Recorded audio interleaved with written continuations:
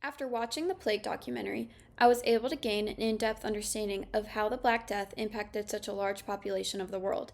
The film gives us an overview of how the plague, caused by a bacterium known as Yersinia pestis, came to be such a widespread and deadly illness. In the beginning of the documentary, we learned how the Black Death was thought to originate in Central Asia and was able to spread to Europe through trade routes. The disease was most likely carried on trade ships, specifically in flea infested rats that carried the deadly bacteria. One thing that I thoroughly enjoyed about this film is that the producers not only focused on the spread of the disease itself, but rather the cultural impact that it caused. In an era where religion was highly accepted and practiced, many began to question their beliefs and turn away from religion, which caused turmoil within communities. An example of this can be seen by the Flagellants, which were a group of individuals that began to act against the government and church, inflicting harm upon themselves and others in order to seek God's mercy from the plague. I feel that including this in the film allowed viewers to gain an understanding into how religion and societal norms were shaken due to the effects of the plague.